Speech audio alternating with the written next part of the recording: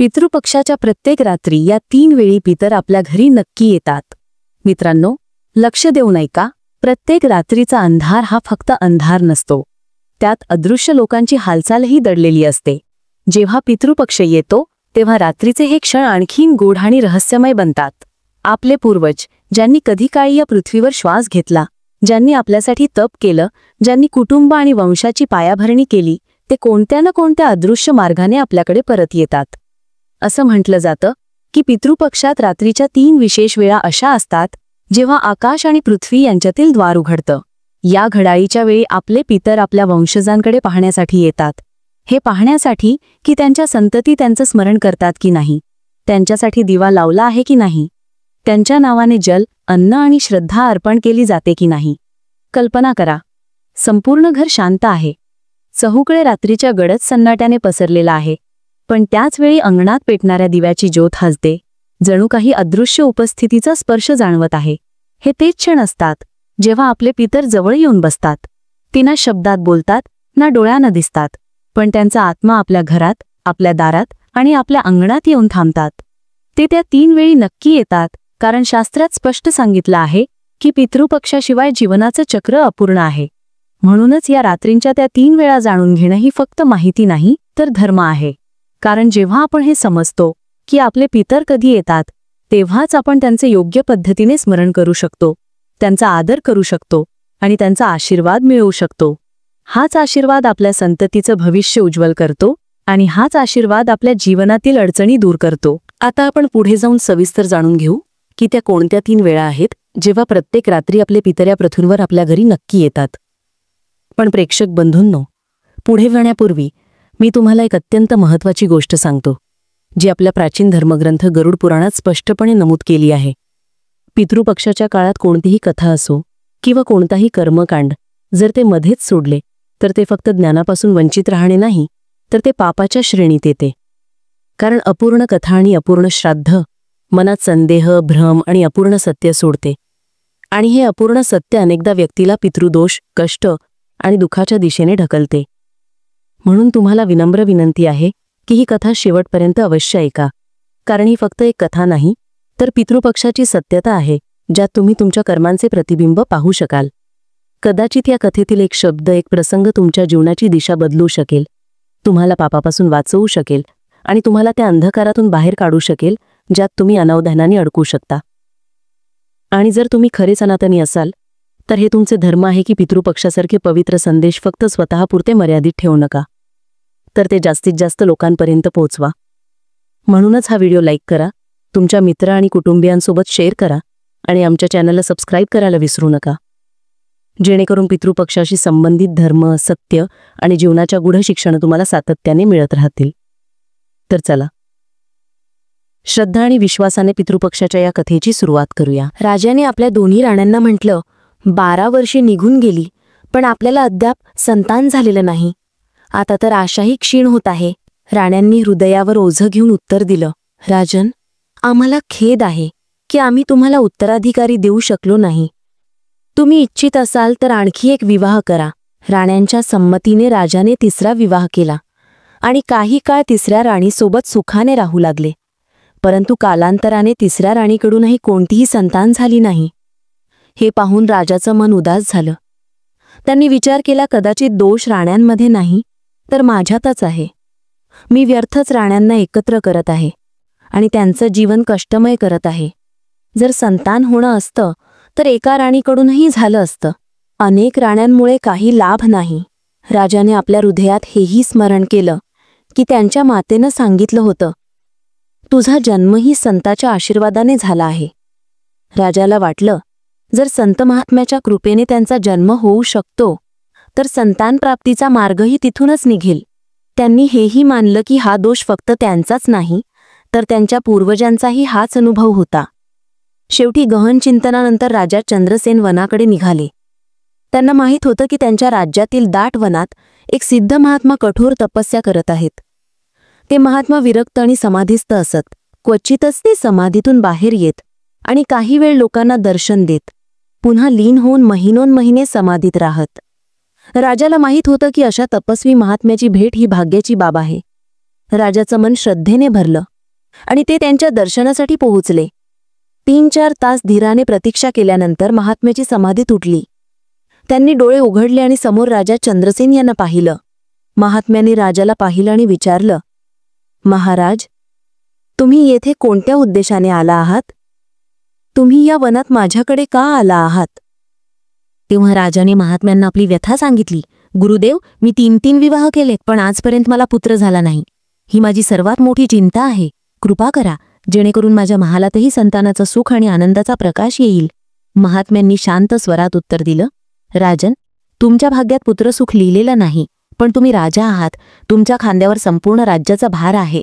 तुम्हाला उत्तराधिकारीची गरज आहे. ही फक्त तुमचीच समस्या नाही. अनेक राजांना हेच दुःख सहन करावं लागलंय. कधी कधी याचं कारण भाग्य असतं, तर कधी स्वतः राजाची चूक. जे राजे मद्यपान करतात, वेश्यांच्या चरणी लीन राहतात, त्यांना पुत्र कसा मिळेल? राजाला धर्मात्मा असावं लागतं, एकनिष्ठ असावं लागतं. पुत्र हवं असेल तर एका पत्नीसोबत पवित्र जीवन जगावं लागतं. असो, आता या गोष्टी सोडा. प्रजेच्या भल्यासाठी मी तुम्हाला एक पुत्र देईन, पण यासाठी तुम्हाला परिश्रम करावे लागतील. एवढं बोलून महात्मा पुन्हा समाधीत जाऊ लागले. जाताना ते म्हणाले, राजन, आमच्याकडे एक पोपट आहे, तो तुमच्यासोबत घेऊन जा. हा पोपट साधारण नाही, हाच तुम्हाला मार्ग दाखवेल. याला श्रद्धेने सांभाळा, हाच तुम्हाला पुत्रप्राप्तीचा मार्ग सांगेल. एवढं बोलून महात्मा समाधीत लीन झाले. राजा चंद्रसेन यांनी तो पोपट घेतला आणि महालात परत आले. तो पोपट खरंच कोणता साधारण जीव नव्हता. महात्म्याच्या सेवेत राहून तो परम ज्ञानी झाला होता. काही दिवसांतच राजाला समजलं की हा पोपट दिव्य ज्ञानाने संपन्न आहे. त्याच्यासमोर कोणताही विद्वान टिकू शकत नव्हता. राजाने हळूहळू त्या पोपटाकडून सल्ला घ्यायला सुरुवात केली. दरबारात जेव्हा जेव्हा कोणतीही कठीण समस्या येई, ज्यामुळे राजाचं मन गोंधळून जाई, तेव्हा तो आधी पोपटाशी सल्लामसलत करे आणि मग निर्णय जाहीर करी. चोर उचक्क्यांचे खटले असोत की न्यायाचा मोठा प्रश्न, पोपटाच्या सल्ल्याने राजाला कधीही अपयश आलं नाही. 1 वर्षाहून अधिक काळ लोटला. राजा पोपटासोबत राजकाज तर सांभाळत राहिला, पण पुत्रप्राप्तीची गोष्ट त्याच्या मनात कधी आलीच नाही. राजाने विचारलंही नाही आणि पोपटानेही स्वतःहून काही बोललं नाही. एके दिवशी मोठ्या राणीने राजाला आठवण करून दिली, राजन, तुम्ही हा पोपट विशेष कारणासाठी आणला होतात, राजकुमाराच्या प्राप्तीसाठी. आता वेळ आली आहे की तुम्ही त्याच्याकडे उपाय विचारावा. राजाला स्मरण झालं आणि त्याने पोपटाला म्हटलं, पोपटा, मी तुला विशेष उद्देशाने आणलं होतं. माझ्या 3 राण्या आहेत, पण मला पुत्र नाही. आता तरी काही मार्ग सांग. पोपटाने हसत उत्तर दिलं, लग्न करत जा. थांबायची वेळ मी स्वतः सांगेन. राजा गंभीर होऊन म्हणाला, पोपटा, तू माझ्याशी का गंमत करतोस? आधीच 3 राण्या आहेत. पोपट बोलला, राजन, खोटं बोलू नको. तुझ्या फक्त 3च राण्या नाहीत, तर तुझ्या 3 दास्याही राण्या आहेत. जगाला दाखवण्यासाठी त्या दास्या असतील, पण नात्याने तर खरी पत्नी बनते. लग्नाचे फेरे, जयमाला, उत्सव हे सगळं बाह्य आडंबर आहे. जर नातं नसेल तर पत्नी ही फक्त नावाची पत्नी असते, आणि जर नातं असेल तर दासीही पत्नी असते. राजन, तुझं त्यांच्याशी नातं आहे. तू त्यांना राणी बनवण्याचं वचनही दिलं होतंस. तुझ्या नाकारण्याने किंवा मान्य करण्याने काही फरक पडत नाही. तुझ्या राण्यांची एकूण संख्या 6 आहे, आणि आता तुला आणखी एक विवाह करावा लागेल. 7व्या राणीच्या गर्भातूनच तुझ्या वंशाचा राजकुमार जन्मेल. राजा चंद्रसेन हे ऐकून स्तब्ध झाला. त्याला समजलं की महात्म्याचं बोलणं खरं होतं. महात्म्याने आधीच सांगितलं होतं की पोपटच तुझ्या मार्गदर्शन करेल. राजाने पोपटाचं म्हणणं मानलं. त्याने आपल्या 3 आवडत्या दास्यांना राणीचा दर्जा दिला. राजाच्या मनात कोणतीही हरकत नव्हती, कारण त्याला समजलं होतं की 6 राण्यांपासून संतान सुख मिळणार नाही. मग राजाने शेजारच्या एका राजकुमारीशी 7वा विवाह केला. पण ईश्वराची लीला अप्रतिम आहे. विवाहानंतर 1 वर्षाने आश्चर्यकारकपणे पहिल्या राणीने पुत्राला जन्म दिला. राजा चकित होऊन पोपटाला म्हणाला, हे काय झालं? मी तर 7व्या राणीकडून संतानाची अपेक्षा केली होती, पण पुत्र तर पहिल्या राणीपासून जन्मला. पोपटाने शांतपणे उत्तर दिलं, महाराज, मी तुम्हाला कधीच फसवलं नाही. मी फक्त एवढंच सांगितलं होतं की संतान 7व्या राणीपासूनच होईल. ही गणना प्रभूंची आहे. ते ज्याला हवं त्या 7व्या बनवू शकतात. तुम्हाला याचं काय घ्यायचं की कोणत्या राणीने जन्म दिला? तुम्हाला संतान हवी होती आणि ती तुम्हाला मिळाली. राजा आनंदित होऊन आपल्या सर्व राण्यांना म्हणाला, आता तुमच्यापैकी कोणीही असं समजू नका की हा राजकुमार फक्त एकाच राणीचा आहे. हा राजकुमार सर्वांचा आहे. यात प्रत्येकाचा अंश आहे. तुम्ही सर्व मिळून याची मतं आहात. सर्व राण्यांनीही त्याला आपला पुत्र मानून त्याचं पालनपोषण केलं. तो राजकुमार अत्यंत सुंदर आणि तेजस्वी होता. सर्वांनी समान भावनेने त्याचं लालनपालन केलं. काळ निघून गेला आणि राजकुमार सयाना झाला. त्याचं नाव आदित्य ठेवलं गेलं. जेव्हा आदित्य मोठा झाला तेव्हा राजा चंद्रसेन यांनी त्याच्या विवाहाची चिंता करायला सुरुवात केली. पण शोध करूनही योग्य राजकुमारी सापडली नाही. तेव्हा राजाने पुन्हा पोपटाला म्हटलं, पोपटा, पहा, राजकुमारासाठी राजकुमारीचा शोध सुरू आहे. दरबारी पंडित लागले आहेत, पण कोणतीही यशस्वीता मिळाली नाही. तू ज्ञानी आहेस, भविष्य जाणतोस, काही उपाय सांग. पोपट विनम्रपणे म्हणाला, राजन, मी कधी सांगितलं की मला 12 वर्ष मागे पुढेचं ज्ञान आहे? मला फक्त काही दिवसांचं ज्ञान असतं. पण हो, मी तुमच्या आज्ञेचं पालन नक्की करीन. मीही राजकुमारासाठी राजकुमारीचा शोध घेईन. असं म्हणून पोपट उडाला.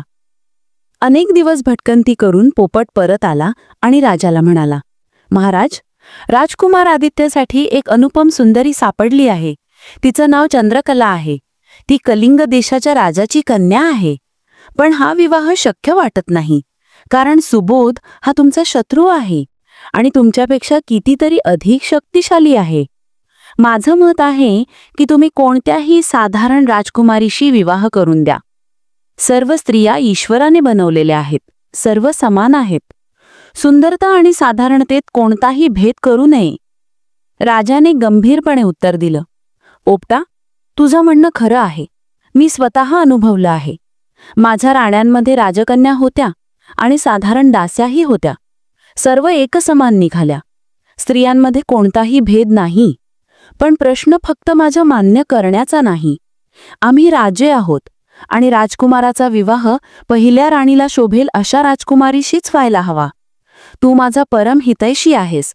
काहीतरी उपाय कर, जेणेकरून राजकुमार आदित्यचा विवाह त्या राजकुमारी चंद्रकलेशी होईल. पोपट म्हणाला, महाराज, एकदा पुन्हा विचार करा. कलिंगाचा राजा सुबोध तुमचा शत्रू आहे. विवाहाची गोष्ट मान्य केली तरी तो वैर बाळगू शकतो. पण तुम्ही माझं काहीच ऐकलं नाही आणि मलाच राजकुमारीकडे पाठवलं. पोपटाला समजलं की राजा आपल्या हट्टावर ठाम आहे. तो राजकुमार आदित्यचं एक सुंदर चित्र घेऊन उडाला आणि कलिंग राज्यात पोहोचला. राजमहालात जाऊन तो थेट राजकुमारी चंद्रकलाच्या कक्षात पोहोचला. राजकुमारीने पाहिलं की एक अद्भुत पोपट तिच्या कक्षात आला आहे. ती त्याला पकडण्यासाठी पुढे सरसावली. तेवढ्यात पोपट माणसासारखा बोलला, राजकुमारी, मी तुमचा शुभचिंतक आहे. मी बसंतीपूरहून आलो आहे आणि तिथल्या राजकुमार आदित्यचा संदेश घेऊन आलो आहे. पोपटाने राजकुमारीला चित्र दिलं. राजकुमारी आश्चर्यचकित झाली की पोपट माणसासारखा बोलू शकतो. चित्र पाहताच तिचं मन मोहित झालं. पोपट म्हणाला, हे आमच्या राज्यातील राजकुमार आदित्य यांचं चित्र आहे. असा सुंदर, सुशील आणि सत्यप्रिय राजकुमार या संसारात दुसरा नाही. जशी तुम्ही परम सुंदरी आहात तसाच तो परम तेजस्वी आहे. भगवंताने तुमच्या जोडीला विशेष रूपाने बनवलं आहे. पण तुमचं लग्न कठीण आहे, कारण दोन्ही राज्यांमध्ये जुनी शत्रुता आहे. राजकुमारी म्हणाली, हे कसं काय? चूक बापदादांची आणि भोगायचं आम्हाला? मला कोणाशीही वैर नाही. जुनी शत्रुता मिटवता येऊ शकते. मग तिने ठाम स्वरात सांगितलं, पोपटा, मी स्वतःही शत्रुता मिटवेन. तुम्ही राजकुमाराला समजवा. मी लग्नाला तयार आहे. जिथे बोलवाल तिथे येईन. पोपट म्हणाला, ठीक आहे, मी पुढच्या आठवड्यात पुन्हा संदेश घेऊन येतो. पोपट तिथून निघाला. पण राजकुमारीचा अंगरक्षक हे सर्व पाहत होता. तो मनातून राजकुमारीवर प्रेम करत होता आणि काहीही करून तिच्याशी लग्न करू इच्छित होता. त्याला वाटलं की हा बोलणारा पोपटच त्याच्या मार्गातील काटा आहे. त्याने पाहिलं की राजकुमारी चित्राला हृदयाशी लावते, कधी त्याचं चुंबन घेते, कधी न्याहाळते. अंगरक्षकाला समजलं की राजकुमारीचं मन कोणावर तरी गेलं आहे आणि हे सर्व त्या पोपटामुळे घडत आहे. त्याने विचार केला, महालात राजकुमारीला हात लावणं शक्य नाही. ती जंगलातही जात नाही. एकच उपाय आहे, या पोपटाला पकडून नष्ट करायचं.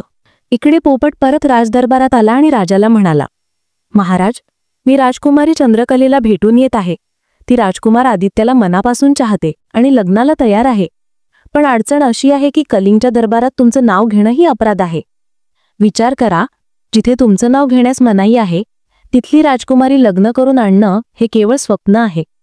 राजा म्हणाले, जर राजकुमारी स्वतः लग्नाला तयार आहे तर यात अडचण काय आहे? पोपट शांत स्वरात म्हणाला, महाराज, राजा सुबोधच्या परवानगीशिवाय तुम्ही बारात कशी घेऊन जाऊ शकता? आणि समजा बारात घेऊन गेलात तरी याची काय खात्री की तो तुम्हाला आणि राजकुमाराला बंदी बनवणार नाही? माझं मत आहे की तुम्ही त्याच्या राज्यात जाण्याचा विचारच सोडा. राजा चंद्रसेन म्हणाले, पोपटा, आता तूच काही उपाय शोध. पोपट म्हणाला, महाराज, मी एकदा खूप कष्टाने राजकुमारीच्या कक्षात गेलो आणि सुखरूप परत आलो. पण याची खात्री नाही की पुन्हा गेल्यावरही सुरक्षित परत येईन. म्हणूनच मी सांगतोय, राजकुमारी आणि राजकुमाराच्या विवाहाचा विचार सोडा. राजा म्हणाले, पोपटा, काय बोलतोस? जर राजकुमारी खरंच राजकुमारावर प्रेम करत असेल तर तू असा उपाय शोध की ती महालाबाहेर येऊ शकेल. मग राजकुमार तिला घेऊन इथे येईल. एकदा ती आमच्या महालात आली की सुबोधच्या सैन्याशी सामना करू. पोपट म्हणाला, राजन, तुम्हाला माझं म्हणणं समजत नाही. तुम्ही फक्त तुमचा स्वार्थ पाहत आहात. कोणाला तरी संदेश घेऊन राजकुमारीकडे जावं लागेल की तिने ठरलेल्या ठिकाणी राजकुमाराला भेटावं. तेव्हाच हे शक्य आहे. पण यात धोका खूप मोठा आहे. राजाने ठाम स्वरात सांगितलं. पोपटा, जसं तू आधी गेलास तसंच पुन्हा जा आणि संदेश पोचव. सांग की राजकुमारी ठरलेल्या ठिकाणी राजकुमाराला भेटावी. पोपट म्हणाला, राजन, मी जाऊ शकतो, पण परत येईन याची खात्री नाही. राजकुमारीच्या कक्षाची पहारा इतकी कडक आहे की तिथून उंदीरही बाहेर निघू शकत नाही. राजा म्हणाले, मग कसली काळजी? जेव्हा तू कक्षात पोहोचू शकतोस तेव्हा बाहेर निघण्याचा उपायही शोधशील. राजकुमारीकडूनच मदत घे. पोपट म्हणाला, राजन, प्रत्येक ठिकाणी मदत शक्य नसते. जर राजकुमारीने मला मदत केली तर संशय निर्माण होईल आणि कदाचित स्वतः राजकुमारीलाही बंदी बनवलं जाईल. म्हणूनच मी सांगतोय, हा विचार सोडा. राजा रागाने म्हणाला, पोपटा, तू वारंवार व्यर्थ बोल का बोलतोस? मी राजा आहे आणि आदेश देतो की तू राजकुमाराचं पत्र घेऊन जा. पत्र राजकुमाराच्या भल्यासाठी योग्य रीतीने लिहून घे आणि ते पोहोचव. पोपटाला समजलं की आता राजाचं हृदय फक्त आपल्या पुत्राच्या सुखात बुडालं आहे. त्याला ना कोणाची सुरक्षा दिसत आहे, ना कोणाचं जीवन मौल्यवान वाटत आहे. निष्ठा निभावण्यासाठी पोपट पुन्हा उडाला. तो कलिंग राज्यात पोहोचला आणि राजकुमारी चंद्रकलाच्या कक्षात गेला. त्याने राजकुमारीला राजकुमाराचं पत्र दिलं. पत्र वाचून राजकुमारी खूप प्रसन्न झाली आणि थोडी चिंतेतही पडली. ती म्हणाली, पोपटा, तुला इतक्या लवकर यायला नको होतं. यावेळी माझ्या कक्षाची पहारा खूप कडक आहे. जर कोणी तुला पकडलं तर मीही तुझी रक्षा करू शकणार नाही. पोपट म्हणाला, राजकुमारी, जर खरंच माझ्यावर कोणतं संकट आलं तरी तुम्ही माझी मदत करू नका, कारण तुम्ही मदत केलीत तर तुम्ही स्वतः अडकाल. दोघे खोलीत हळूहळू बोलत होते, पण बाहेर तो अंगरक्षक, जो मनातून राजकुमारीवर प्रेम करत होता, तिच्या हालचालींवर सतत नजर ठेवून होता. राजकुमारीला याची काहीच कल्पना नव्हती की तिचा अंगरक्षक तिच्यावर नजर ठेवतो आहे. अनेक दिवसांपासून ती आपल्या कक्षातून बाहेर पडली नव्हती, त्यामुळे तिला अंगरक्षकाची गरजही नव्हती. पण अंगरक्षकाच्या मनात दुष्ट विचार येत होते. तो फक्त संधीच्या शोधात होता की कधीतरी राजकुमारी जंगलात शिकारीला जाईल आणि तो आपली नीच इच्छा पूर्ण करेल. त्याला यानंतर फाशी मिळाली तरी काही हरकत नव्हती.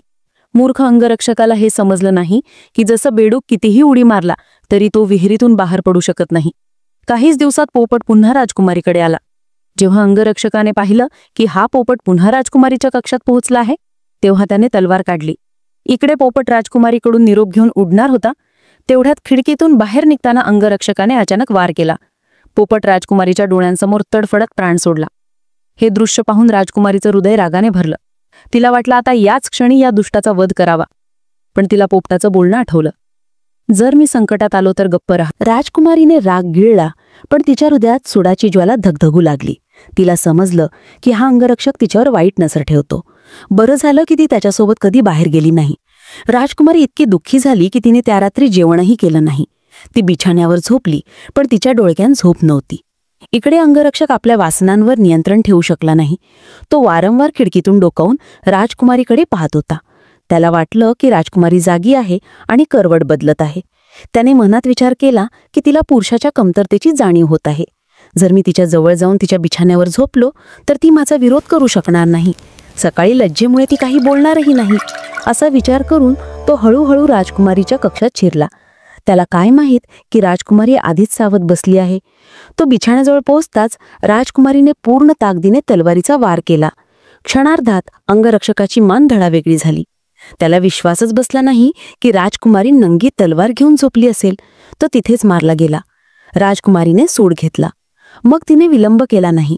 मध्यरात्री राजमहालाच्या गुप्तद्वारातून ती बाहेर निघाली आणि त्या ठिकाणी पोचली जिथे राजकुमार आदित्य तिची वाट पाहत होता.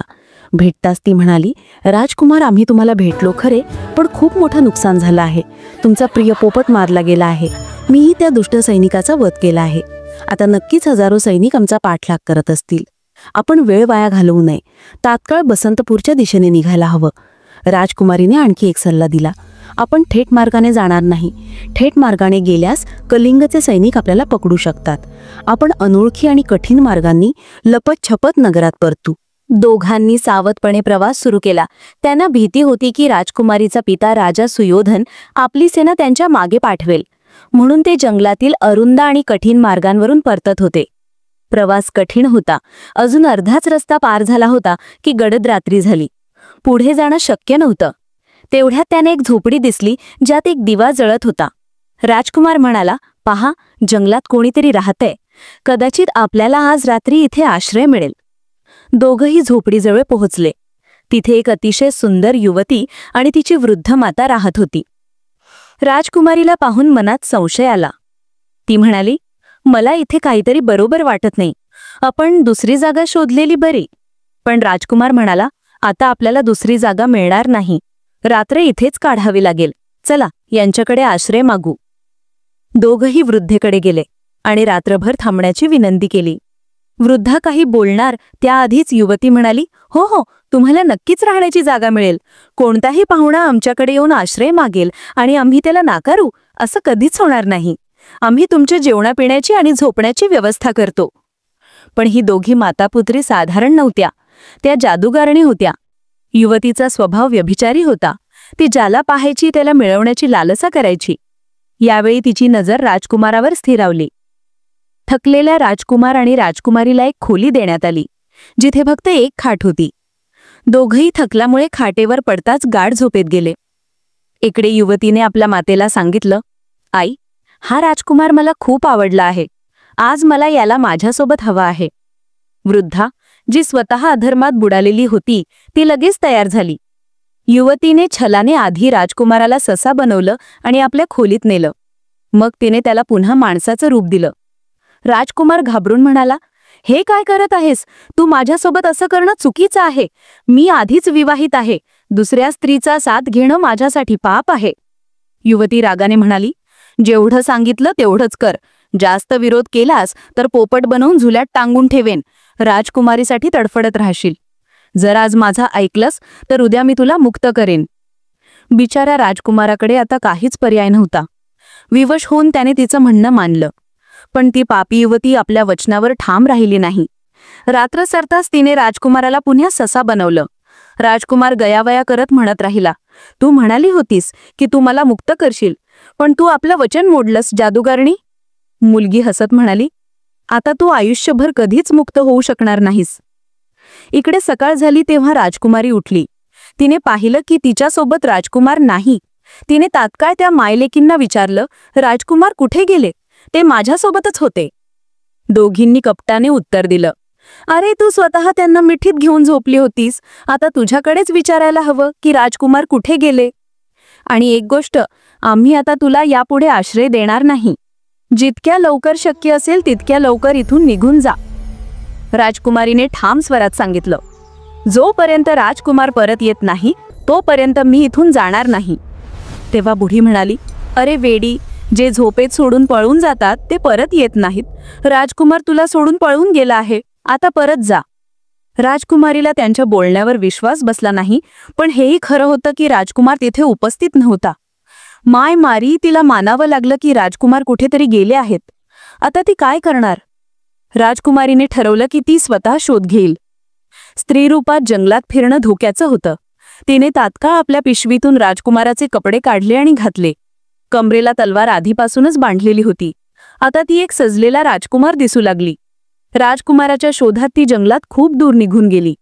इकडे त्याच जंगलात पंतनगरचे राजा विशाल शिकारीसाठी आले होते. राजा हरिणाचा शोध घेत होते, पण दाट झुडपात लपलेला सिंह अचानक त्यांच्यावर तुटून पडला. सिंहाच्या हल्ल्यानं राजाची तलवार खाली पडली. ते सिंहाच्या जबड्यात अडकणारच होते तेवढ्यात राजकुमारीने ही दृश्य पाहिलं. ती धावत पोहोचली आणि आपल्या धैर्याने सिंहाचा वध केला. राजाचं प्राण रक्षण झालं. राजा विशाल थक्क झाले. त्यांना वाटलं की हा कोणता तरी राजकुमार आहे. ते म्हणाले, बेटा, आज तू माझं प्राणरक्षण केलंस. मी तुझ्या उपकारांची परतफेड कशी करू हे मला माहीत नाही. माझा कोणताही उत्तराधिकारी नाही. जर तू स्वीकारशील तर आजपासून मी तुला माझा उत्तराधिकारी जाहीर करतो. राजाला माहीत नव्हतं की त्यांच्यासमोर राजकुमारी आहे, राजकुमार नाही. राजकुमारीनं मनात विचार केला, बरं झालं की हा राजा मला राजकुमार समजतो आहे. जर मी याच्यासोबत गेले तर मला सुरक्षाही मिळेल आणि राजकुमाराचा शोधही घेता येईल. मला तर हे नक्की जाणून घ्यायचं आहे की आदित्याने मला झोपेत का सोडलं, तो कुठे संकटात तर नाही ना. तिला राजाचा प्रस्ताव स्वीकारला. राजा विशाल आपल्या महालात पोहोचले आणि राजकुमारीला राजकुमार म्हणून जाहीर केलं. आता ती पंतनगर राज्यात राहू लागली, पण तिच्या मनात बेचैनी कायम होती. राजकुमाराचा शोध घेण्याचा विचार प्रत्येक क्षणी तिच्या हृदयाला हादरवत होता. प्रेम कमी होण्याऐवजी अधिक गहिरं होत गेलं. रात्री झोप येत नसे आणि दिवसा शिकारीच्या बहाण्याने ती अनेकदा त्या ठिकाणी जायची जिथे ती माय लेकी राहत होत्या. तिला संशय होता की तिथेच काहीतरी रहस्य लपलं आहे, पण कोणताही ठोस पुरावा तिच्या हाती लागला नाही. इकडे राजा विशालांचे गुरु होते. ते वर्षातून एकदा दरबारात येत आणि जंगलात तपस्या करत. राजा त्यांचा विशेष सत्कार करायचा. पण यावेळी राजाला आपला मित्र सुबोध याच्याकडे कलिंगला जायचं होतं. जाताना त्यांनी राजकुमारीला, जी सर्वांना राजकुमार म्हणून दिसत होती, सांगितलं, गुरुदेव कधीही येऊ शकतात, त्यांच्या स्वागतात कोणतीही कमतरता घेऊ नकोस. एवढं बोलून राजा कलिंगला निघून गेला. राजा गेल्याच्या दुसऱ्याच दिवशी गुरुदेव दरबारात आले. जेव्हा त्यांना कळलं की राजा स्वतः उपस्थित नाही, तेव्हा ते थोडे निराश झाले. त्यांनी विचार केला, राजाला तर माहीत होतं की मी दरवर्षी याच वेळी येतो, मग ते का गेले. तेव्हा राजकुमारी, जी राजकुमाराचा वेश धारण करून होती, पुढे आली आणि विनम्रपणे म्हणाली, गुरुदेव, तुम्हाला इथे कोणत्याही प्रकारची असुविधा होणार नाही. राजकुमारी म्हणाली, महाराज, मी तुम्हाला राजाच्या खास शयनकक्षात ठेवतो. ही राजाची आज्ञा आहे आणि हेच योग्य शिष्टाचार आहे. गुरुदेव तिथेच थांबले. राजकुमारी पुढे म्हणाली, महाराज, मी तुमचे चरण दाबते. पण महात्म्याने डोळे बंद करत सांगितलं, जे रूप तू दाखवते आहेस ते तुझं खरं रूप नाही. तू स्त्री आहेस. माझ्या चरणांना स्पर्श करू नको, नाहीतर मला स्त्री स्पर्शाचा दोष लागेल. राजकुमारी चकित होऊन म्हणाली, गुरुदेव, जर तुम्हाला कळलं आहे की मी स्त्री आहे, तर हेही माहीत असेल की मी राजा सुयोधनची कन्या आहे. मी माझ्या प्रिय राजकुमारासोबत पळून आले होते, पण राजकुमाराने मला झोपेत सोडलं आणि निघून गेला. कृपया सांगा, माझा राजकुमार कुठे आहे? तो जिवंत आहे की नाही? महात्मा काही वेळ शांत राहून ध्यानात लीन झाले. मग म्हणाले, बेटी, तुझ्या राजकुमाराने तुला फसवलं नाही. तो स्वतःच फसवणुकीचा बळी झाला आहे. ती बुढी आणि तिची मुलगी जादूगारणी आहेत. त्यांनी राजकुमाराला ससा बनवून कैद केला आहे. राजकुमारी म्हणाली, गुरुदेव, कृपया काही उपाय सांगा ज्याने मी माझ्या राजकुमाराला मुक्त करू शकेन. महात्माने सांगितलं, बेटी, त्या बुढीच्या घराच्या मागील बाजूस एक ताडाच्या झाडावर एक हंडी टांगलेली आहे. त्या हंडीत त्यांची सारी जादूगिरी बांधलेली आहे.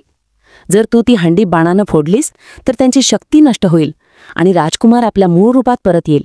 मग तू त्याला सोबत घेऊन जाऊ शकशील. राजकुमारीनं प्रणाम करत सांगितलं, गुरुदेव, आशीर्वाद द्या की मी यशस्वी होऊन परत येईन. महात्म्यानं आशीर्वाद देत सांगितलं, बेटी, तुझं मन निर्मळ आहे. तुझ्या हृदयात कोणताही कपट नाही. तू नक्की यशस्वी होशील. आणि तुझं आणि राजकुमाराचं नातं तर स्वतः विधात्यानं लिहिलं आहे. कोणीही ते मिटवू शकत नाही. राजकुमारीनं वेळ न दवडता जंगलाकडे प्रस्थान केलं. ती बुढीच्या घराजवळ पोहोचली.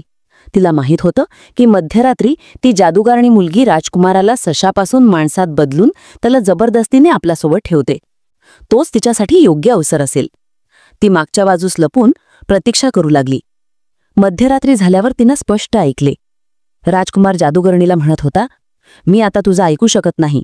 तू फसवी आणि नीच स्त्री आहेस. मुलगी म्हणाली, तू काहीही बोल. आता तू मुक्त होऊ शकत नाहीस. जर आणखी नखरे दाखवले तर मी तुझ्या प्रिय राजकुमारीला उंदीर बनवीन. हे ऐकून राजकुमारीचे कान तवकारले. तिने तात्काळ आपले धनुष्य उचलले आणि हांडीला बाणाने भोसकले.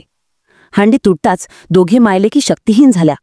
घाबरून मुलगी ओरडली, आई, आपली फसवणूक झाली. आपली शक्ती संपली. राजकुमारीनं कठोर स्वरात म्हटले, फसवणूक फक्त तुम्हीच करू शकता. आता तुमचा वेळ संपला आहे. फसवणूक किती मोठा गुन्हा आहे हे आता तुम्ही स्वतः जाणणार. इतके बोलून तिने राजकुमाराकडे पाहिले आणि म्हणाली, आता उशीर करू नका. या दुष्ट स्त्रियांना शिक्षा करा. राजकुमार आता आपल्या मूळ रूपात आला होता. तो अग्नीसारखा संतप्त झाला होता. दोघी मायलेकी पळून मागच्या बाजूला धावल्या, पण राजकुमारीनं लक्ष साधून बाण सोडला आणि क्षणार्धात त्यांचा अंत केला. राजकुमार त्या कैदेतून मुक्त झाला होता. राजकुमारी त्याला घेऊन पंतनगरच्या राजा विशाल यांच्याकडे पोहोचली. राजा विशाल यांना एकाच वेळी 2 राजकुमार दिसले तेव्हा ते चकित झाले. राजा विशाल यांनी विचारले, बेटा, हा दुसरा राजकुमार कोण आहे? तेव्हा राजकुमारीने विनम्रपणे सारी कथा सांगितली.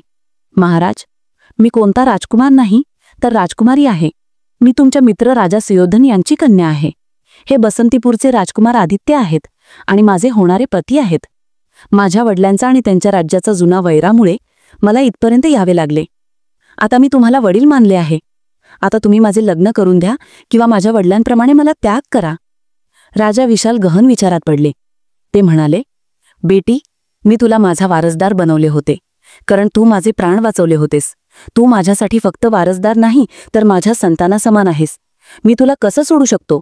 आणि तुझ्या वडिलांचा प्रश्न आहे, त्यांना कोणता अधिकार आहे की त्यांनी तुला स्वीकारू नये? मी स्वतः त्यांना बोलवणार आणि विवाहाला हजर करणार. राजा विशाल यांनी विवाहाचा मुहूर्त ठरवला. आसपासच्या सर्व राजांना निमंत्रण पाठवण्यात आलं. राजा सुबोध आणि राजा चंद्रसेन यांनाही निमंत्रण पाठवण्यात आलं. ते आपल्या मुलाच्या विवाहाला हजर झाले. हळूहळू विवाहाचा शुभ दिवस येऊन ठेपला. राजा महाराजा विशाल यांच्या दरबारात आले. विवाहाच्या वेळी राजा सुबोध यांनी कन्येकडे पाहून म्हटलं, ही मुलगी तर माझ्या मुलीसारखी दिसते. ती कुठे गेलीये कोण जाणे. आज मला भेटली असती तर मी तिचं लग्न मोठ्या थाटामाटात केलं असतं. तेव्हा राजा विशाल हसत म्हणाले, महाराज, याला आपली मुलगी मानून आशीर्वाद द्या.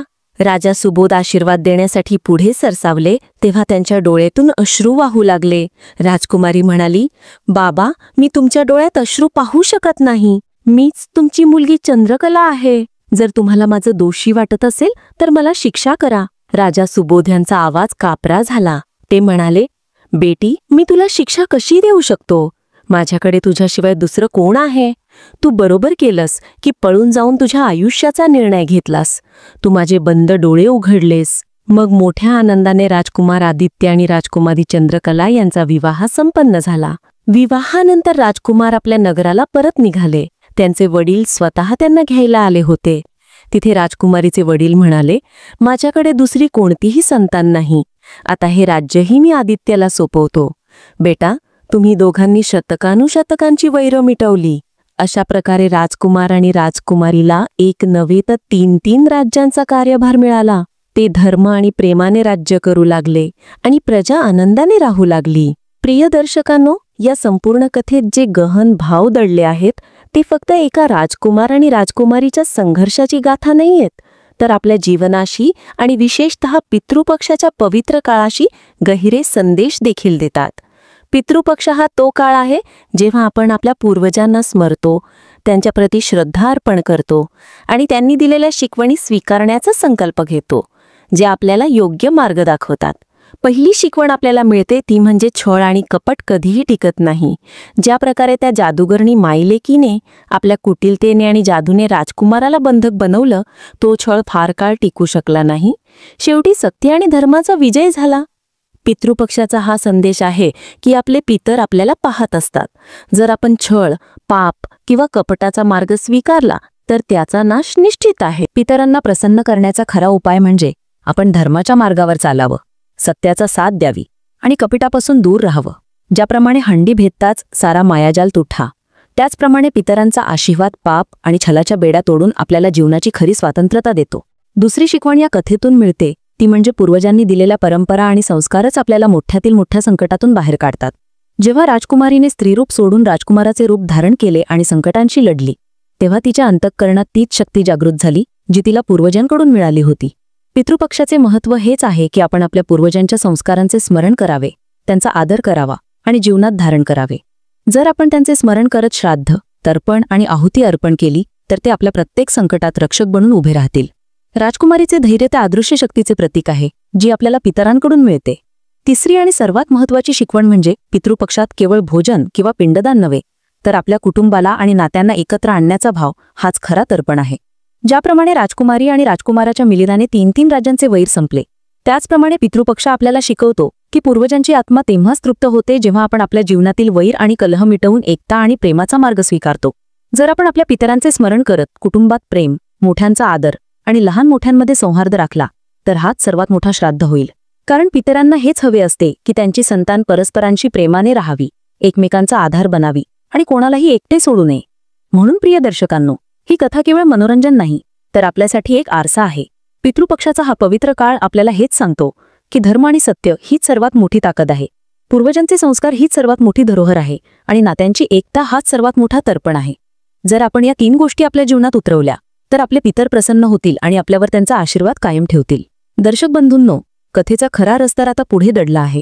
हे तर फक्त प्रारंभ होता, कारण आता आपण त्या प्राचीन रहस्यमयी प्रसंगांच्या दिशेने जात आहोत, ज्यांना पितृपक्षाच्या पौराणिक कथा म्हटलं गेलं आहे. शास्त्रात स्पष्ट लिहिलं आहे की जो कोणी या कथा श्रद्धेने आणि एकाग्रतेने ऐकतो त्याचे पितर केवळ प्रसन्नच होत नाहीत, तर आयुष्यभर त्याचं रक्षणही करतात. विचार करा, ज्या पूर्वजांनी तुम्हाला ही जीवन दिलं ते स्वतः तुमच्या घरी येऊन आशीर्वाद देतात. यापेक्षा मोठं पुण्य कोणतं असू शकतं? तर चला पुढच्या कथांचे दरवाजे उघडूया, कारण या कथांमध्ये असा सत्य दडला आहे जो तुमचं जीवन बदलू शकतो, तुमच्या पितरांना संतुष्ट करू शकतो आणि तुमच्या वंशाला समृद्धीने भरू शकतो. दर्शक बंधूंनो, पितृपक्षाच्या पहिल्या कथेचा संबंध एका अत्यंत अद्भुत आणि प्रेरणादायी प्रसंगाशी आहे, जो आपल्याला हे समजावतो की पूर्वजांचं स्मरण आणि त्यांचं तर्पण का आवश्यक आहे. दर्शक बंधूंनो, असं म्हणतात की जेव्हा पितृपक्षाचा काळ येतो तेव्हा स्वर्गाचे दरवाजे उघडतात आणि आपले पितर, ज्यांनी आपल्याला या संसारात आणलं, ते आपल्या संतानांकडे मोठ्या आशेने पाहतात की आपली मुलं आपल्याला स्मरतील, आपल्याला अन्न आणि जल अर्पण करतील आणि आपल्याला आपल्या हृदयात स्थान देतील. पण जो या काळात आपल्या पितरांचं स्मरण करत नाही त्याला पितृदोषाचा सामना करावा लागतो. महाभारत आणि पुराणांमध्ये एक अद्भुत कथा येते. ही कथा आहे महान दानी कर्णाची. कर्णाला तुम्ही सर्वजण ओळखता. तो महाभारताचा वीर योद्धा होता, दानवीर म्हणून ओळखला जायचा. आयुष्यभर त्याने कोणालाही रिकाम्या हाताने परत पाठवले नाही. ज्याने जे मागितले ते त्याने दिले, मग ते त्याचे कवच कुंडल असो व त्याचे जीवन. पण दर्शक बंधूंनो, हाच कर्ण जेव्हा महाभारताच्या युद्धानंतर स्वर्गलोकात पोहोचला तेव्हा तिथे एक आश्चर्यकारक घटना घडली. स्वर्गात कर्णाला जो भोजन मिळाला तो सोन्या रत्नांचा होता. थळ्यांमध्ये अन्नाऐवजी सोने, चांदी आणि हिरे माणके वाढले होते. कर्ण चकित झाला. त्याने देवतांना विचारले, हे कसले भोजन आहे? मनुष्याला तर अन्न हवे, पाणी हवे, पण मला सोने आणि चांदी वाढली जात आहे. तेव्हा देवतांनी उत्तर दिले, हे कर्णा, आयुष्यभर तू खूप दान केले, कोणालाही रिकाम्या हाताने परत पाठवले नाहीस, पण तो आपल्या पितरांना अन्न आणि जलाचा तर्पण केला नाहीस. तू दानात सर्व काही दिले, पण पितरांना जल आणि भोजन दिले नाहीस. याच कारणाने आज तुला स्वर्गात अन्नाऐवजी सोने आणि चांदी मिळत आहे. हे ऐकून कर्ण खूप दुःखी झाला. त्याने विनंती केली, हे देवतांनो, मला एकदा पृथ्वीवर जाण्याची संधी द्या. मी माझ्या पितरांसाठी अन्न आणि जलाचा तर्पण करू इच्छितो. मला त्यांच्या आत्म्याला संतुष्ट करायचे आहे. त्याची प्रार्थना ऐकून देवतांनी कर्णाला 15 दिवसांसाठी पृथ्वीवर परतण्याची परवानगी दिली. हे तेच 15 दिवस होते ज्यांना आज आपण पितृपक्ष किंवा श्राद्ध पक्ष म्हणून ओळखतो. कर्णाने पृथ्वीवर येऊन श्राद्ध केले, पिंडदान केले, अन्न आणि जल अर्पण केले. त्याने आपल्या पितरांना प्रसन्न केले आणि तेव्हाच त्याच्या आत्म्याला शांती मिळाली. याच कारणाने पितृपक्षाचा प्रारंभ कर्णाच्या या कथेपासून मानला जातो. ही कथा आपल्याला शिकवते की माणूस कितीही दानी असला तरी जर त्याने आपल्या पूर्वजांचे स्मरण केले नाही, त्यांच्यासाठी तर्पण केले नाही, तर त्याचे दान अपूर्णच राहते. म्हणूनच शास्त्रात सांगितले आहे की पितृपक्षाच्या दिवसात आपल्या पितरांसाठी अन्न, जल आणि तर्पण करावे. श्राद्धाशिवाय जीवन अपूर्ण आहे, कारण पितरांच्या आत्म्याच्या शांतीशिवाय वंशजाचे जीवनही अडथळ्याने भरलेले असते. जेव्हा कर्णासारख्या महान दानीलाही पितरांचे श्राद्ध न केल्यामुळे सोने आणि चांदी खाण्यास भाग पडले, तर विचार करा, आपण सामान्य माणसे जर पितरांचे स्मरण केले नाही तर आपल्याला किती अडचणींना सामोरे जावे लागेल. याच कारणाने ऋषीमुनींनी पितृपक्षाच्या 16 दिवसांना विशेष महत्त्व दिले आहे. या दिवसांत केलेले श्राद्ध थेट पितरांपर्यंत पोहोचते आणि त्यांच्या आशीर्वादाने घरात सुख, समृद्धी आणि शांती येते. ही कथा केवळ एक घटना नाही, तर एक गहरी शिकवण आहे की दान केवळ समाजासाठी नसते. सर्वप्रथम दान आपल्या पितरांसाठी असते, कारण त्यांच्यामुळेच आपले अस्तित्व आहे. जर आपण त्यांना विसरलो तर आपण सर्व काही गमावले. दर्शक बंधूंनो, कर्णाची ही कथा ऐकताच हृदयात एक भावना जागृत होते की आपण आपल्या पितरांप्रती कृतज्ञ असले पाहिजे. जेव्हा जेव्हा पितृपक्ष येईल तेव्हा आपण मनापासून त्यांचे स्मरण करायला हवे. दिवा लावून, अन्न आणि जल अर्पण करून, दान करून आपण त्यांच्या आत्म्याला तृप्त करायला हवे. तेव्हाच आपल्या जीवनात खरी समृद्धी येईल. दर्शक बंधूंनो, दुसरी कथा पितृपक्षात राजा हरिश्चंद्र यांच्याशी जोडली जाते. ही कथा इतकी गहरी आहे की ती ऐकताच हृदय हेलावून जाते आणि आत्म्यापर्यंत झणझणून टाकते. राजा हरिश्चंद्र यांचे नाव तुम्ही नक्कीच ऐकले असेल. ते सत्य आणि धर्माचे प्रतिमान होते. त्यांची ओळख अशी होती की ते आपल्या वचनापासून कधीही मागे हटले नाहीत. मग परिस्थिती कशीही असो, कुटुंब तुटले तरी चालेल, राजपाट गेले तरी चालेल, त्यांना भीक मागावी लागली किंवा दास बनावे लागले तरी त्यांनी धर्म आणि वचन कधीच सोडले नाही. कथा सांगते की एकदा ऋषी विश्वामित्रांनी राजा हरिश्चंद्र यांची परीक्षा घ्यायचे ठरवले. त्यांनी त्यांच्याकडे एका विशाल यज्ञासाठी दक्षिणा मागितली. राजा हरिश्चंद्र म्हणाले, हे मुने, मी जो वचन देतो ते पाळतो. तुम्ही जे मागाल ते मी नक्की देईन. मुनींनी त्यांच्याकडून संपूर्ण राज्यच दक्षिणा म्हणून मागितले. धर्मनिष्ठ राजाने कोणताही संकोच न करता आपले राज्य ऋषींना दिले. राजा, त्यांची राणी तारामती आणि त्यांचा पुत्र रोहिताश्व यांना तिघांना राज्यातून बाहेर पडावे लागले. ते अयोध्येतून निघून काशीला पोहोचले, पण मुनींनी सांगितले की अजून दक्षिणा पूर्ण झाली नाही, तुम्हाला सुवर्ण द्यावे लागेल. आता निर्धन झालेल्या हरिश्चंद्रांना सुवर्ण कुठून आणायचे? तेव्हा मुनींनी आदेश दिला की जे धन मिळेल ते घेऊन या. दक्षिणा चुकवण्यासाठी राजाने आपली पत्नी आणि पुत्राला विकण्याचा निर्णय घेतला.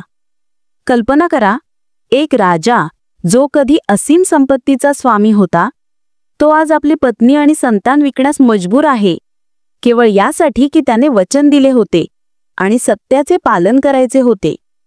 तारामती आणि रोहिताश्व यांना एका ब्राह्मणाने विकत घेतले. जेव्हा राजाने उरलेले धन जमवण्याचा प्रयत्न केला तेव्हा त्यालाही श्मशानाचा रक्षक म्हणून विकले गेले. आता राजा हरिश्चंद्र श्मशानात काम करू लागले. त्यांचे काम होते मृतदेह जाळण्याचे कर वसूल करणे. कालांतराने एके दिवशी त्यांची पत्नी तारामती आपल्या मृतपुत्राच्या देहासह श्मशानात पोहोचली.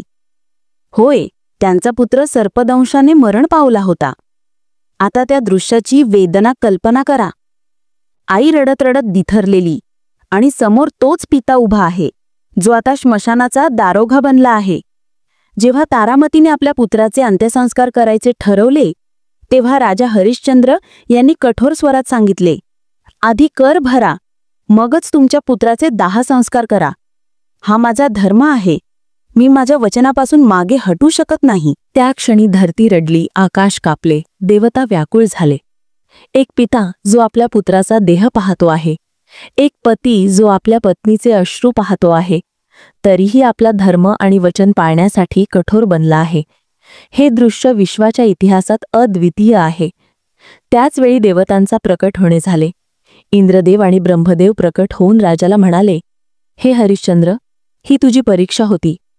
तू धर्म आणि सत्याच्या मार्गावर चालत असह्य कष्ट सहन केले, पण वचनापासून डगमगलो नाहीस. हाच खरा धर्म आहे. तुझ्या या त्यागामुळे तुला अमरत्व प्राप्त होईल. तुझे नाव युगानुयुगे सत्य आणि धर्माचे प्रतीक बनून जिवंत राहील. राजा हरिश्चंद्र यांचा हा प्रसंग पितृपक्षात सांगितला जातो, कारण तो आपल्याला हे स्मरण करून देतो की धर्माचे पालन हाच सर्वात मोठा तर्पण आहे. पितरांना प्रसन्न करण्याचे सर्वात मोठे साधन केवळ अनुष्ठान नव्हे, तर आपल्या जीवनात सत्य, वचन आणि धर्माचे पालन करणे आहे. दर्शक बंधूंनो, या कथेचा आणखी एक गहिरा पैलू आहे. असे म्हणतात की जेव्हा आपण पितृपक्षात श्राद्ध करतो तेव्हा केवळ भोजन आणि जल अर्पण करणे पुरेसे नाही. आपल्याला आपले जीवनही धर्ममय बनवावे लागते. जर आपण खोटेपणा, ढोंग आणि अधर्मात गुंतून पितरांचे तर्पण करतो तर ते तर्पण अपूर्ण राहते. पण जर आपण सत्य आणि धर्माच्या मार्गावर चालत आपल्या पितरांचे स्मरण करतो तर ते नक्कीच प्रसन्न होतात. राजा हरिश्चंद्र यांची वेदना आपल्याला शिकवते की जीवनात कोणत्याही परिस्थितीत आपण आपल्या धर्मापासून विचलित होऊ नये. पितृपक्षाचा हाच संदेश आहे की पूर्वजांनी स्मरण करताना त्यांनी दाखवलेल्या धर्ममार्गाचे अनुसरण करणे तितकेच आवश्यक आहे. कल्पना करा, जर हरिश्चंद्र यांनी आपल्या पुत्राचा मृतदेह पाहून नियम तोडले असते तर ते आपल्या वचनापासून भटकले असते, पण त्यांनी तसे केले नाही. म्हणूनच ते आजही सत्यवादी हरिश्चंद्र म्हणून ओळखले जातात. हाच तो संदेश आहे जो पितृपक्षाची दुसरी कथा आपल्याला देते. सत्य हाच सर्वात मोठं श्राद्ध आहे. धर्म हाच सर्वात मोठे तर्पण आहे. दर्शक बंधूंनो, तिसरी कथा भीष्म पितामह यांच्याशी निगडीत आहे, जी आपल्याला पितृऋण आणि धर्मपालनाची खोली समजावते. भीष्म पितामह हे महाभारतातील असे पात्र आहेत ज्यांचे जीवनच त्याग आणि कर्तव्याचा पर्याय आहे. त्यांचा जन्म गंगा आणि शांतनू यांच्यापासून झाला होता. जेव्हा शांतनू यांनी सत्यवतीशी विवाह करण्याची इच्छा व्यक्त केली तेव्हा सत्यवतीच्या वडिलांनी अट घातली की त्यांच्या संततीलाच हस्तिनापूरचा राजा बनवला जाईल. तेव्हा देवव्रत, जे पुढे भीष्म म्हणून ओळखले गेले, त्यांनी प्रतिज्ञा केली की ते आयुष्यभर विवाह करणार नाहीत आणि सिंहासनावर अधिकार सांगणार नाहीत. हीच ती भयंकर प्रतिज्ञा होती ज्याने त्यांना भीष्म बनवले. आता कल्पना करा, एका पुत्राने आपल्या वडिलांची इच्छा पूर्ण करण्यासाठी आपले संपूर्ण आयुष्य पणाला लावले. केवळ राजसिंहासनच नाही तर संतान सुखापासूनही वंचित राहिले. हाच होता त्यांचा पहिला त्याग, पितृऋण चुकवण्याचा एक अद्भुत दाखला. कथा सांगते की भीष्म पितामह यांनी आपले संपूर्ण आयुष्य धर्म आणि कर्तव्यात अर्पण केले. ते कुरुवंशाचे रक्षक बनले, हस्तिनापूरच्या युवराजांचे गुरु बनले आणि महाभारत युद्धापर्यंत जिवंत राहिले. त्यांनी बाणांच्या शय्येवर लेटून मृत्यूचे स्वागतही तेव्हाच केले जेव्हा उत्तरायणाचा काळ आला. हे वरदान त्यांना त्यांच्या प्रतिज्ञा आणि तपस्येमुळे मिळाले होते. पितृपक्षात भीष्म पितामह यांची कथा यासाठी ऐकली जाते कारण त्यांनी शिकवले की मातापिता आणि पूर्वजांचे ऋण हे आयुष्यापेक्षाही मोठे असते. त्यांच्यासमोर आपले सुख, आपले अधिकार आणि आपले इच्छांचा त्याग करावा लागतो. जेव्हा आपण आपल्या पूर्वजांना अर्पण करतो तेव्हा आपण हे लक्षात ठेवले पाहिजे की त्यांनीही आपल्यासाठी आपल्या आयुष्याचा बराचसा भाग त्यागला होता. भीष्म यांची ही कथा केवळ त्यागाची नाही तर धर्मपालनाचीही आहे. त्यांनी युद्धभूमीवरही धर्माचे पालन केले. जोपर्यंत त्यांच्यासमोर प्रतिज्ञा होती तोपर्यंत त्यांनी कौरवांच्या बाजूने युद्ध केले.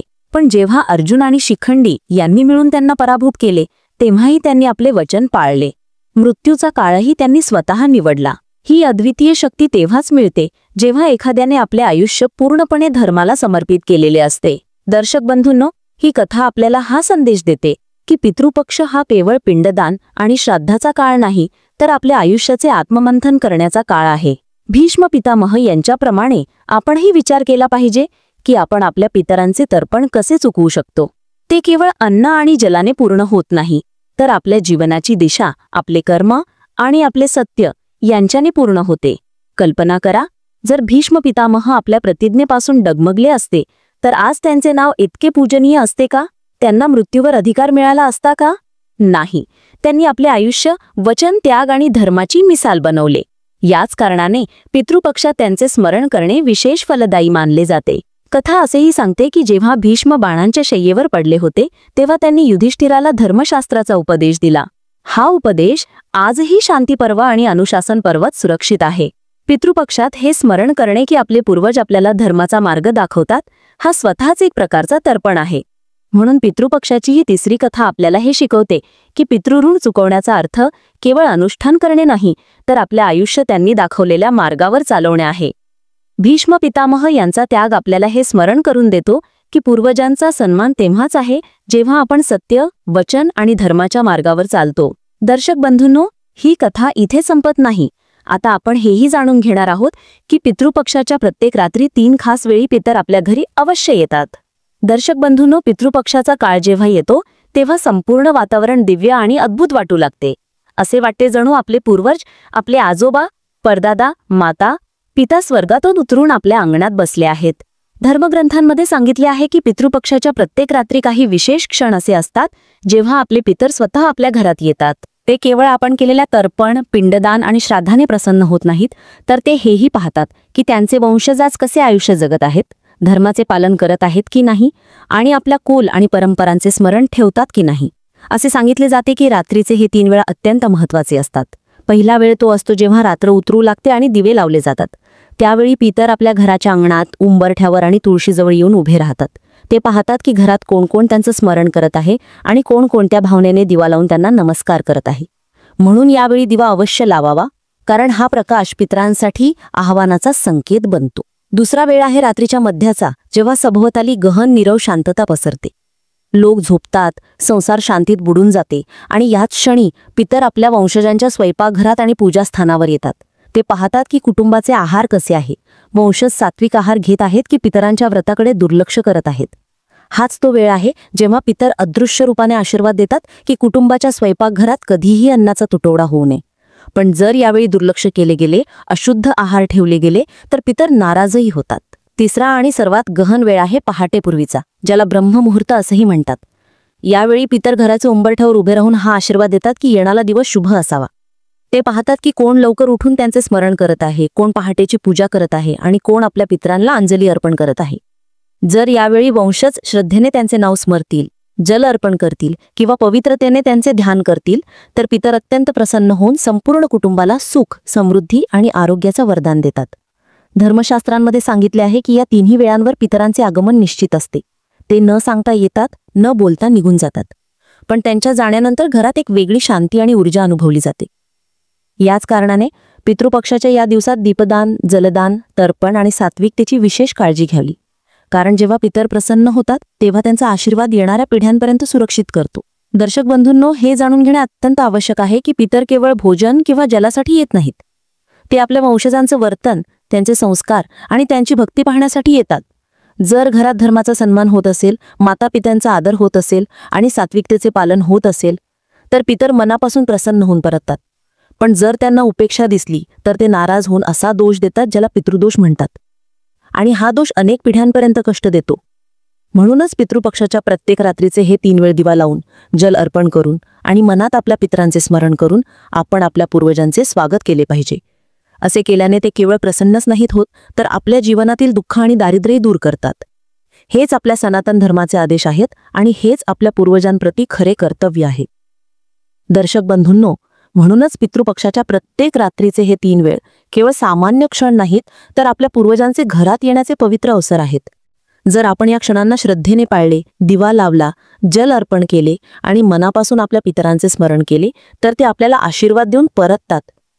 त्यांचा आशीर्वाद आपले जीवन सुख, समृद्धी आणि शांतीने भरून टाकतो. तुम्हीही या पवित्र दिवसांत आपल्या पितरांचे स्मरण करा, त्यांचा आशीर्वाद घ्या आणि आपले जीवन धर्म आणि पुण्याने उजळून टाका.